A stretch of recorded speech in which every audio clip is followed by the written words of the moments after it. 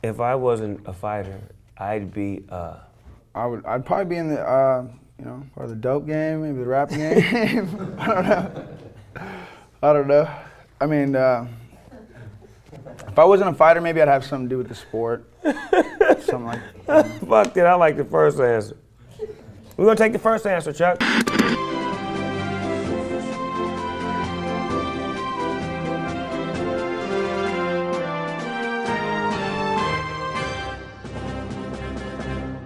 Ladies and gentlemen, boys and girls, we'd like to welcome you inside the GGN News Network. I'm your host with the most, Finding Nemo, aka Nemo Hoes. And today on my show, I got one of mixed martial arts' greatest fighters, coming from Stockton, California, close friend of mine. You may know him from knocking motherfuckers out and being banned from the league for doing what we do. He's here today to have some fun and talk about it. Give it up for my man, Nick Diaz. Nick, what it do? What it do? Slow motion, how you been, loved one? All right. So tell me what you've been doing since the last time we seen you in that octagon. Yeah, no, I just really was making the rounds, trying to help out in camps when I got guys that I have training. I'm training with. They have camps, so I jump in a little bit on and help out a little bit. But I've been giving a little seminar here and there. Going, I had 500 people show up to a protein shop one day. I was just kind of did a little, just doing what I can do, something rather than nothing. So you like more or less like a mentor, and you like sparring, and you still stand in the game because the people still love you, and they still wanna hear what you have to say, basically, right? Yeah. Well, I think I was like, someone told me that the other day that I was like 49 or 45 or something like that on the UFC roster, the first 45 people. So now they got like 600 or 1,000 or whatever number it is. I don't really.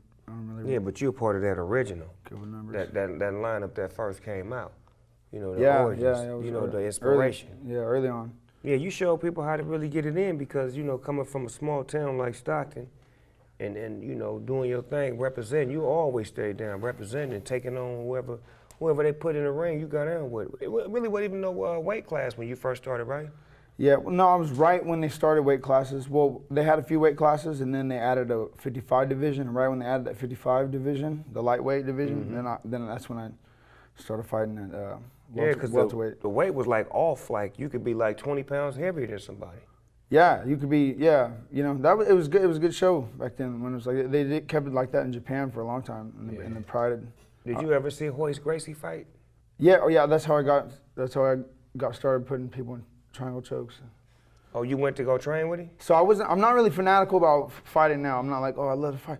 But when I started, I was more like, okay, why don't nobody want to watch it? And then I'd go and I'd train. I found this place where people were doing, where there's this guy, Steve Heath, he was a blue belt in jiu-jitsu. And he had learned from Cesar Gracie. That's where you guys that's Pops. Yeah, our cousin.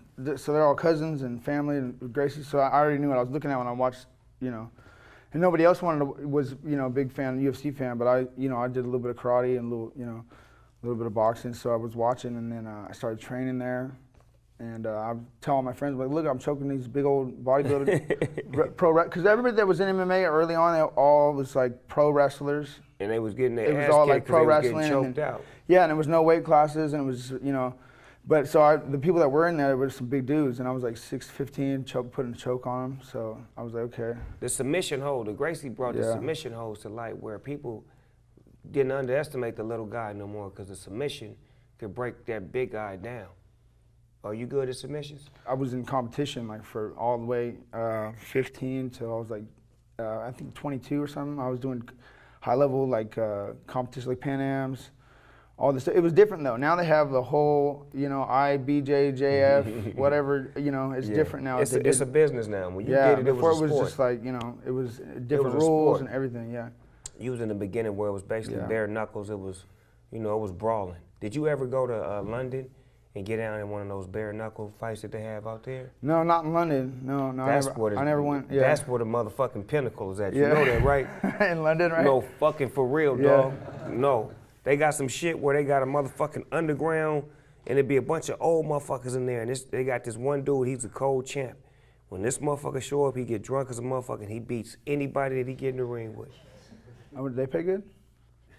No, I don't think it's a big payday. It's a lot of betting going on, but I don't think the fighters get none of that cut. Yeah. So tell me, what did they suspend you for? Because what I was told was what you got suspended for, normal athletes like in the NFL or the NBA would get like a couple of games suspension and keep continuing on with their season, but they did something to you that was a little different. The thing is I never tested positive for, I never, you know, and that was the verdict in the end, because when you go and you make an appeal and it's like, okay. So in the end was, oh, you filled out the application wrong. You know what I'm saying? And I said, well, last time I filled out the application right, I was supposed to fight Eddie Alvarez way back. Eddie Alvarez is about to fight that Conor McGregor right now. I was supposed to fight him way back when I was fighting, in lightweight and Strikeforce. And I filled out the application wrong. And so Armando Garcia, who was like the lead, the dude of the NSAC back then, he pulled me from the card. He did a whole bunch of crazy stuff. I think they got rid of his ass. But behind some paperwork? Yeah. So he pulled me because I put, oh, what'd you do in the last month? And I was like, well, this is out of competition, but and then so because I'm like, okay, I'm gonna test, but I'm under the limit. So what, Yeah. What's so the it's problem? all kind of, to me, I'm like, okay, that's kind of a scam, but whatever. Have they lifted that and allowed you to get back into Yeah, because Cher, Sonny and Cher? Yeah, Sonny and Cher. So she, oh, that's because Cher. they had a Cher from Sonny. Yeah, and they made a Cher. petition to turn the suspension over. So then she put a retweet or something. I tweeted that out, and then oh, she got behind I started you? getting a little bit of play. Yeah, she did. Shout on out Twitter. to the homegirl, Yeah, Cher. Have you met her? No, my mom's always a huge fan though. I was always, Cher was I've seen the all her business, movies. man. Yeah. Look here, man. When we was kids, she was something special with that long hair, man. You understand me? Her and Sonny Bono. You dig? Cher, what it do? Holla at my nephew in real life. You grew up in Stockton, man. Stockton, is that considered Central California or Northern California? It's northern, out north. There's not a lot going on. There's if you go to school, I guess, and you do, for me, I had training. I always had training. I had 3 to 5 fights a year, 37 fights. 17 years later, all I was thinking about was weight. What am I gonna eat? I had 2 5, 6-year girlfriends, and I just stayed really. Do girlfriends mess you up when you Absolutely. No. Is it because of their attitude or is it because of their sex? No, that it's you got anything you're dealing with, you got to just moderation. Do you think the sport has grown since the day you liked it to the day you stopped fighting? Has it grown? Yeah, it's been multiplied. Now you got girls, recognizing me or because they watch. Oh, so the bitches when you walk in. Well, hey, when girl, you that's walk Nick, up and then that's Nick Diaz, when bitch. You don't. That is Nick. And then Nick be on some. What's happening? Want me to knock a motherfucker out? They're like, I never heard of you before, right? But then they're like, have you ever heard of what? Have you ever heard of Ronda Rousey? I'm like, you know what I mean? It's like, she beats your ass. Yeah, so yeah. I'm just saying I get a lot more attention now. Who is your favorite fighter today? I don't know. Maybe Carlos Condit. Carlos Condit? No, he's a nice guy though. But my brother. Nate? Yeah. Nate Dogg? Mm-hmm. Stylistically though, no, I always like Carlos Condit because he, amounted to at least somewhat of the level of doing what I do. But I think he stands a little upright. Mm-hmm. He needs to. This past year, we lost Kimbo Slice. What was your relationship like with him? We was always hanging out at the Strikeforce events or the Elite XC back in the day. Yeah, we was just smoke blunts. For real? Yeah. Kimbo Slice was a bad motherfucker. We would headline the whole show. It would be me and Kimbo Slice. I know it was the Kimbo Slice show, but it was me and the Kimbo Slice show. That's right. Because I was the MMA fighter that was bringing the MMA crowd, and he was the street fighter that was bringing the street crowd. And both of y'all was dogs. Y'all was kicking it. Yeah, and we was in Texas and out here in LA. I think out here in LA before. See, that's dope shit right there, man. Yeah. Kimbo Slice, rest in peace. Real motherfucking nigga. You know what I'm talking about? Hi, this is Stormy French reporting to you live from the beautiful Seattle, Washington. Sunday through Saturday, our weather's looking a little bit bipolar, kind of like a lot of the women out here.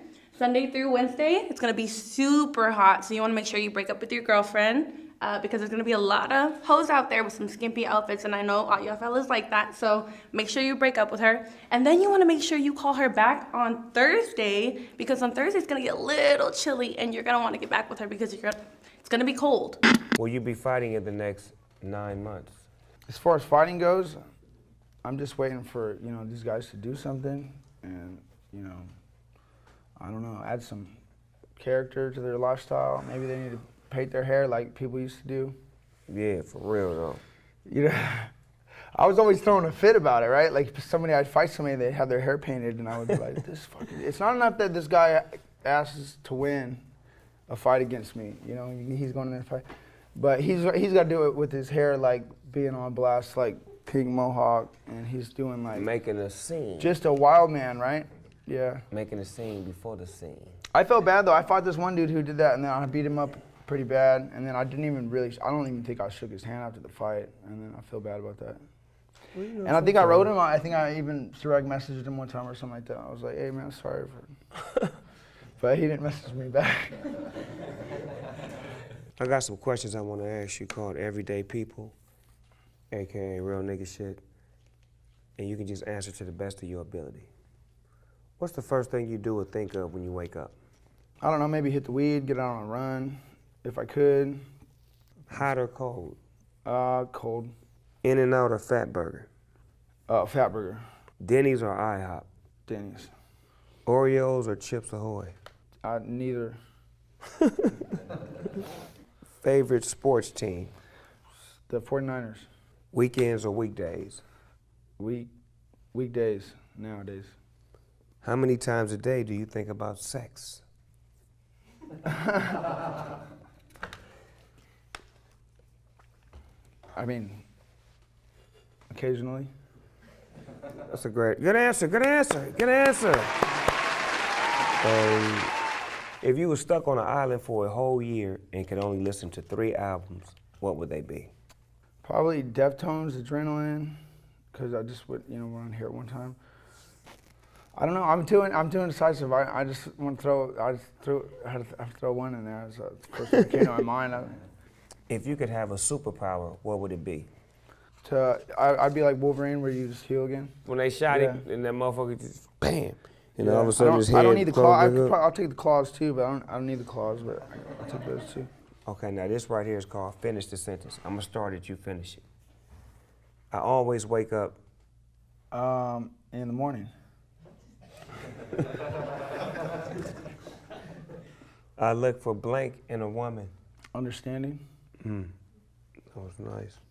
My favorite position is? Quarterback. Good shit. That was a great answer too. My name is Nick Diaz, and I'm a ninja. He's a ninja, baby. Give it up for my guest, the one and only Nick Diaz, for stopping by the GGN News Network. I'm your host with the most, Finding Nemo, AKA Nemo Hoes. Nick, can't wait to see you back in that motherfucking octagon doing your thing, putting hands on somebody. In the meantime, shout out to his brother, Nate. Nate, we're gonna see you on the 3-peat when you and McGregor do your thing, man. I might have to walk you out, you dig? Until we meet again, DPG, see you.